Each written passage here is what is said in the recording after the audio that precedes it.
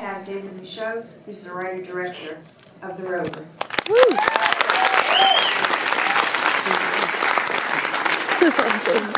I love it. We've only got a few minutes for this, but I'm going to ask some questions, and then I'll open questions to the audience. So if you have any, you'll just raise your hand, okay? Second time I've seen Was this full before, or everyone just cleared it out? Actually, well, no, a number of people did leave. Yeah. Actually. It's divisive. It seems like there's a good crowd. It's a very enthusiastic crowd. That's what's important. Second time I've seen the film. I really like it. The Rover doesn't seem to fit very easily into a specific genre. And I wondered what was the starting point for you and Joel Edgerton, who come up with the idea, I think, with you, for the film. I mean, was it the setting that appealed to you? I mean, the sort of vastness, the emptiness, the landscape, and then you were finding a story to go with it? Was it about a man who was seeking redress for something wrong? Or was it something beyond that? It was really more of a statement about the world. What was the spark that got you going?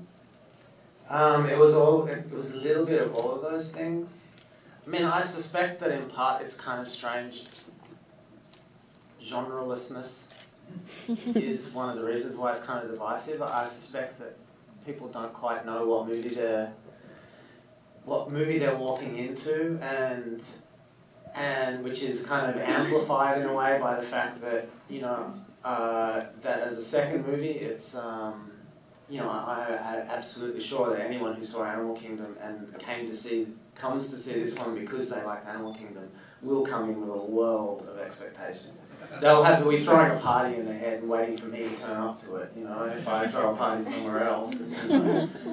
Having said that, it started with me and Joel in LA, and about a few years ago. It was actually right before I made Animal Kingdom. I remember pacing around the backyard of our very good friend Spencer Suss's house, tossing around ideas for a movie that we thought Joel's brother Nash would direct. Joel's brother being, you know, an incredibly accomplished stuntman and a very, very accomplished director of action cinema. And so we started with what we thought might be, you know, just a movie about cars in the desert. We thought it would be an action movie. Oh. And we spent about 10 days sort of throwing ideas around, fleshing out the bare bones of a story. And then I went away to write the first draft, and then very quickly started writing the kind of movie that I would make, which is not an action movie. Right. And which I actually really loved the idea that I would make, you know, I knew that almost instantly that we were, you know, you start talking about cars in the Australian desert, and you're kind of vaguely, you know, you're vaguely walking up towards a post that George Miller has very firmly pissed on already. And you're kind of, you know, I knew I was vaguely walking into the world of the Western. And I also knew that you know, especially when I was redrafting the movie, I was thinking a hell of a lot about, you know, I was feeding a lot of my feelings about the world today into the screenplay. You know, this was not long after the financial crisis, not long after, you know, me being filled with a kind of despair that is born of us, of feeling like it seems quite obvious that we are surrendering the world to, surrendering everything. We are losing the battle against kind of psychopathic corporate greed, coupled, you know, commensurate with us, you know, basically throwing in the towel, seemingly, on, you know, the great moral challenge of our time, which is climate change. And I found myself filled with a kind of strange despair and kind of an anger, which I fed into the screenplay, fed into Guy Pearce's character specifically, and all of these things mashed into one. And I'm going to wrap it up now. You know, I knew that what I was looking at was a great mess, in a way, a kind of great genre mess, and I liked the idea of that. You know, I liked the idea of you know, I never then, once I realised that I was stepping into these territories, I never went out and kind of watched all the great westerns, or I never revisited Mad Max. I never did any of that stuff, because what I really liked was the idea that I might be making a movie that felt really kind of strange and unusual, and I suspect that that's the reason why it's a little bit of a head scratcher. Yeah, but there's nothing wrong with not fitting into a genre. I mean, that happens, you know, too much. But this will come off of that a little bit. You know, I read once that the difference between a plot and a story was that a plot is the king dies, the queen dies, and a story is the king dies, and then the queen dies of a broken heart. And to me, the last scene in this movie is the queen dying with a broken heart. Yes, thank you for And saying it's, that. it is really, the ending gives meaning to everything that's gone before it in terms of Eric, Guy Pearce's character. But the Rover, to me, runs on sort of two tracks. And one is the character, and one is this savage universe in which we have, I suppose, doomed ourselves. I mean, did you see it that way at all, as two tracks, or just? Oh, absolutely. I mean, this is, you know, I mean, it's weird. I know that there are probably people around me who are, probably people in my periphery who don't want me to kind of, you know, but I am vague, you know, this is it. I'm weirdly, the movie is open, this thing I've been working on for years, opening now, and I'm reading the stuff, and I'm kind of going, wow, there are people who are reading this as its plot. And as its plot, it's like, you know, of course. You know, there's so much stuff that is layered in and around it.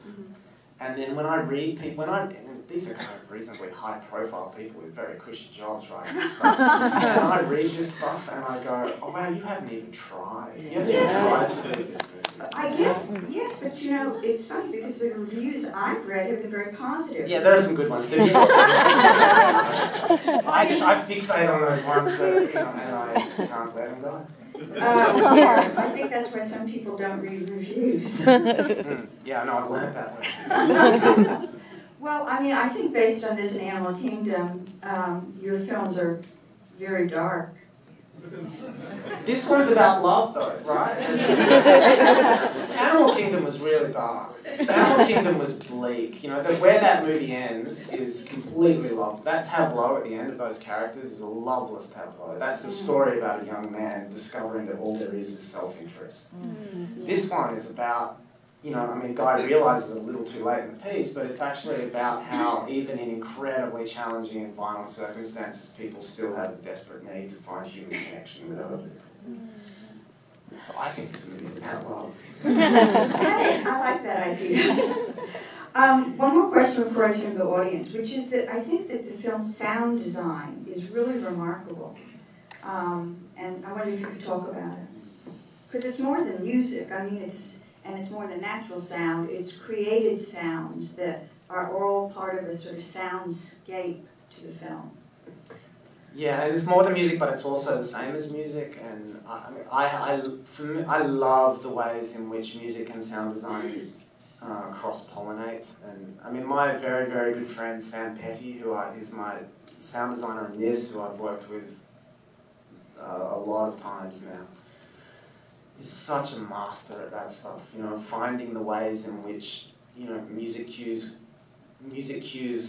kind of strangely, almost imperceptibly born out of the sound of, I mean, here's one example is, you know, the scene where Guy is being interrogated by Anthony Hayes, the soldier, and we worked for so long on that scene because the stuff that's going on in the background there, the radio stuff, the sounds of voices, the sounds of wind blowing against it's incredible how that stuff not only brings the scene to life, but the ways in which it punctuates the dialogue throughout the scene that builds towards the end. There isn't a lot of dialogue, you know. I think there is. Anyway. It punctuates the dialogue. It's almost there. in place of some dialogue. It, in a sense, takes the place of dialogue, not in terms of what would be said, but in terms of creating atmosphere and mood and helping to give it emotion, almost, a progression of emotion. At least that's the way I thought of it. Yeah. You know. Did he do, did the same guy do music for Animal Kingdom? Because I remember I liked the music for that, which was less sound design. But There was a lot of, I mean, and a lot of the music cues in Animal Kingdom were done, I mean, yeah, and Anthony Partos did like pretty much all of the music in Animal Kingdom, but Sam Petty, my sound designer, is also a composer, and he's beautiful. He's really wonderful to have at that back end of the process when you're filling in gaps. And Anthony worked on the Rover as well, but there's really only about 3 or 4 of his cues in there that you know, we call the Rob and Guy cues. They're like, you know, they're kind of just pieces of emotional connecting tissue, but so much of this stuff is licensed music. This music that I found on my weird kind of you know, 7 hours at home alone internet explorations of, you know, of just music that I've collected over years. You know, guys, you know, there's an amazing saxophonist in there named Colin Stetson. All of that stuff that's, I mean, some people think that it sounds like a didgeridoo or something. It's just one man and a saxophone, and it's really incredible stuff. You know, another guy, William Basinski, beautiful pianist and composer, who, you know, does these like 40-minute loops, piano loops that are just these wonderful things that kind of over the course of 40 minutes sort of fall apart. You know? All of which was, for me, feeding into, you know, trying, you know, the movie is about a kind of collapse. It's about an economic collapse. It's about the social collapse that might come as a consequence of that. And I love this music that was performed by rather than trying to find future music, you know, music performed by very traditional instruments that that is kind of coming apart. You know, so you get lots of stringy stuff that feels like metal. It's metal scraping against metal. Yeah. okay. Is there a question from anybody in the audience? Oh, well, quite a few. The guy in the blue shirt. Speaking of music, when did Pretty Girl Rock come into the mix for the soundtrack? I was just curious. Very startling, but very, very interesting. I can't quite remember. I remember that Rob reminded me the other day that in the script it said that he was sitting in the car listening to Don't Shed by the Pussycat Dolls. At some point that became Pretty Girl Rock. I can't remember why. I actually really loved that song. It was really important to me at that point in the movie, that particularly dark juncture in the movie, that there'd be a moment where you are clearly reminded of the fact that Rob is just a kid. And then in different circumstances, he might just, you know, be doing what kids do. He would be listening to his favourite music and thinking about girls and looking at himself in the mirror and you know, but no, this isn't the world that he lives in. You know, he gets out of that car and then goes straight over to Guy and tells him he's going to kill his brother because he thinks that's what Guy wants. That whole thing was sad. That relationship where Ray so wants a relationship with God. I think with anybody that he would go with, that he needs that love or attention. And you can see, or I could see how it was affecting Guy. That you could see the little cracks, almost. Yeah. I mean, it's really subtle. I mean, I couldn't, you know, it's the only way to play it. You know, the guy's character is so emotionally broken, so emotionally atrophied. You know, I mean, for me, the movie begins with him sitting in his car contemplating suicide. I mean, you know, even if he isn't actually, you know, contemplating the physical act of it, he has nowhere left to go. And then something happens that gives him a reason to keep moving. And that's all that ceiling of the car is. You know, he doesn't care about the car. I don't think he even really cares about the dog. Really? I mean, but other than that dog was the most important thing to him. But he's not an idiot. I mean, what's he going to do when he gets it back? What those guys give him is a reason to keep moving. Interesting, because to me, that's true, but the dog gave him a reason to keep moving. Once he buries the dog, then he will have nothing. And then I don't know will happen to him. No, me neither. Okay, anyway, more I questions? like to think that he goes back to Susan Pryor's house and cleans up a mess he made there. Susan Pryor plays the doctor.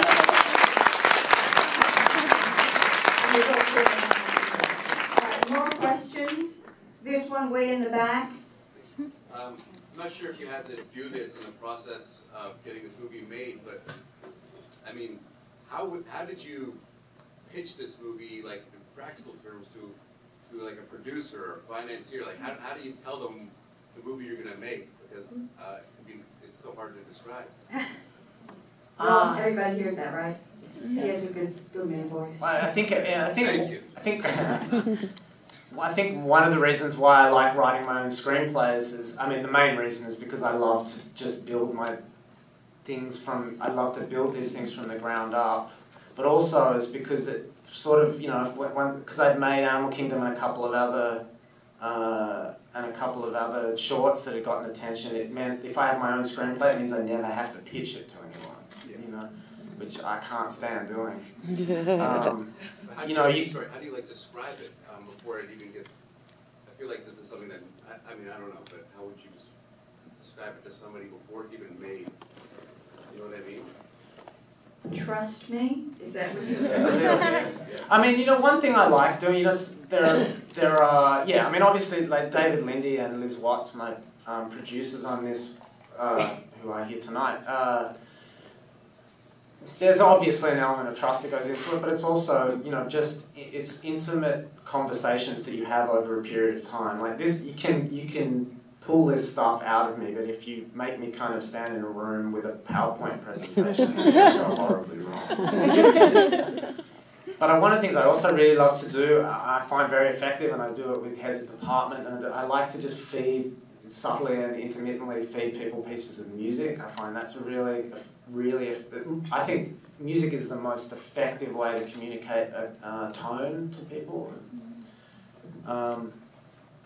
Do you have some of that music then beforehand going in, or you mean more like the type of music and type of sound? No, I mean, a lot of that music in the movie is, you know, again, over the couple of years, whatever, that I have been working on it, I'm constantly compiling music. I'm starting to build the oral world of the movie while I'm writing it, which is, for me, it's, you know, gives you it gives me, even before I start giving it to heads of department or, you know, actors here and there, it gives me a sense of what the, you know, the musculature of the movie is. Okay. Hey, I had a question about in both the Rover and Animal Kingdom, you do a series of shots that are focusing on either an individual or a vehicle very flat from behind. And I wondered if we could talk about where the inspiration for those shots in both. Did you say very flat from Yeah, that? like they're very level shots that just figures from behind.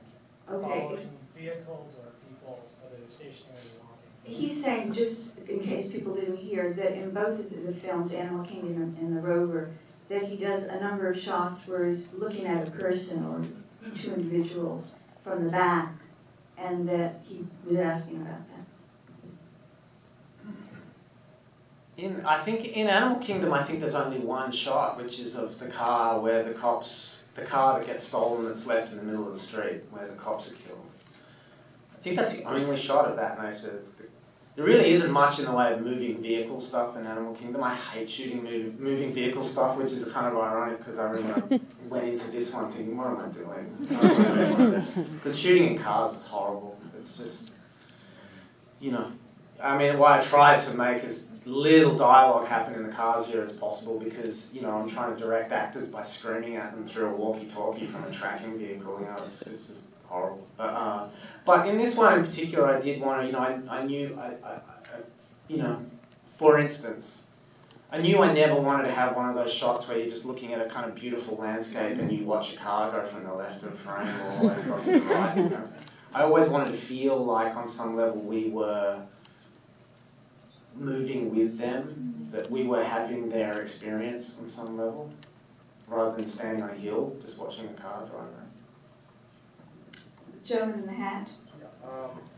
Was the fact that the Aboriginals were so ruthlessly killed and so quickly a commentary or just coincidence? He asked if the fact that the Aboriginals were killed quickly, although I just remember the little girl. There's also the guy Mickey at Susan's house, who's like basically her sort of quasi-platonic life partner who is killed. There is an element, a slight element of commentary there. You know, in a way, the commentary specifically happens in that, again, in that scene where Guy is being interrogated by the soldier, Tony Hayes.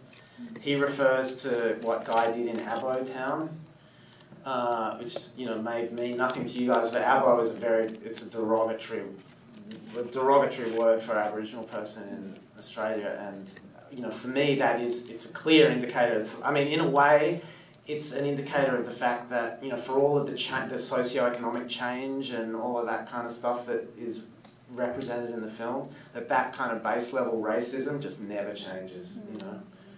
That all of this stuff, there's, you know, suddenly, you know, you know, a kind of massive white underclass and people coming from all corners of the world, but still that most primary culture clash, which I would argue is the greatest culture clash in human history, that one between Europeans and Aboriginal Australians.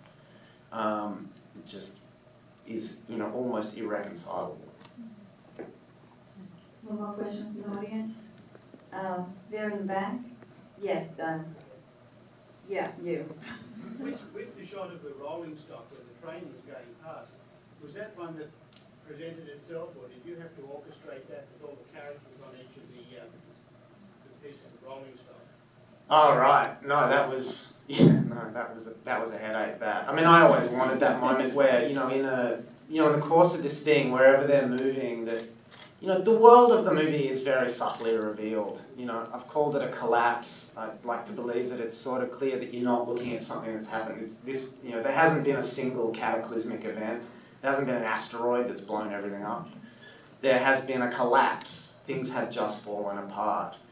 And these are the subtle indicators that this is like what there has been in a way is a massive geopolitical shift, which is underway at the moment in a way, and it's certainly true in Australia. You know, that it's one of the things that made this story specific to the Australian desert for me is that, you know, after the financial crisis, the one that actually happened, you know, Australia was like the only Western economy that didn't go into recession because we sell our dirt to China, and in like gargantuan quantities. Because you know, we are at the beginning of the Asian century. You know, it's happening. And I didn't want to make any particular specific judgment about that. I wanted these characters to, you know, in their journey or whatever it is, to suddenly be forced to stop because the money's rolling through. This is the thing. This is why the army's out there. You know, there is still a functioning infrastructure out there. There is still the buying and selling of goods. It's just there's money being made by like a kind of, you know, an executive level oligarchy, and there is an army out there to protect that wealth. But this is it. This is, you know, I mean, this is the movie of the Rover is like West Africa today. You know, these are what countries like that. This is how they exist. There are people making enormous amounts of money, and a massive underclass who've been left to fend for themselves. Which is one of the reasons why, sorry I'm rambling, but this stuff is important. One of the reasons why, you know, there are those guys sitting on the train. When we were extras casting, it was absolutely imperative to me that none of them be Asian, because I didn't want it to look like we'd been invaded by China. These are Western security contractors who are just making money. You know, everyone's making money. Logistically, yeah, that was a pain in the ass. We shot that sequence over 2 days. We had the only control over the train, that's the actual coal train that runs down from the coal mine up there down to the power plant that powers Adelaide. The only control we had was a radio to the driver to get him to slow down a little bit.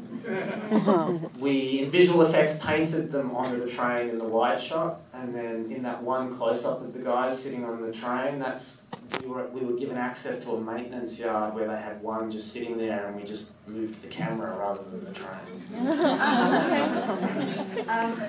We're almost out of time, but I did want to ask you about difficulties you encountered shooting there, because the temperature, from what I hear, was about 113, 115 degrees Fahrenheit. And I wondered what that did, number one, to the equipment, if it affected the equipment, and how it affected the cast and crew. Yeah, I mean, that was tough. It was tough. When we did our tech recce, though, the week before we started shooting, we went out there, especially that town we were in 9 hours of North Valley, we were shooting in for 3 weeks. It was like 123. It was scary. You know, we knew we couldn't shoot in it. It was, people were going to be, you know, I mean, you would die in it if you stood in it for a couple of hours. Fortunately, when it dropped down to like 113, 115, it kind of felt like a cool change. But, you know, it was tough, but, you know, equipment-wise, yeah. I mean, it was one of the, you know, not the main reason, but one of the reasons why Natasha Breyer and I wanted to shoot the movie on film. We just didn't want to be out, we were so far away from anything. We didn't want to be out there with, you know, with computers. We wanted to be out there with 100-year-old technology that was reliable. But also because the light out there is so harsh, you know, we knew that, I mean, we just love film. I think the Rover was actually, the Rover is the last feature film ever to be processed in Australia. I know, that's what the next thing I was going to ask you, that they've now shut down all of the processing labs in Australia. And I know here it's like Panavision isn't even making film cameras anymore. To me, that's really the end of a certain type of universe that I like. And it's, I don't know, will you be working on digital now? I mean, I know that I'm gonna, if I do on the next movie, I will have to be dragged kicking and screaming there. But, you know, I mean, if you can't do it, you can't do it. But I love shooting on film so much. It's so beautiful. So milky and organic, and it just has that something that, as good as digital technologies are, I mean, I just before Cannes did a TV show in New York. It was the first time I'd ever shot with the Alexa. It was really beautiful, but it's still that thing. This is textured film, I think. And I love the focus. I love that thing that happens when you know, because it's expensive, that when you're on set, when you call action and you can hear the film rolling through the camera, everyone concentrates. You know, everyone can feel, oh my God, something expensive is happening. Okay, well listen, thank you very much. They're going to have another film.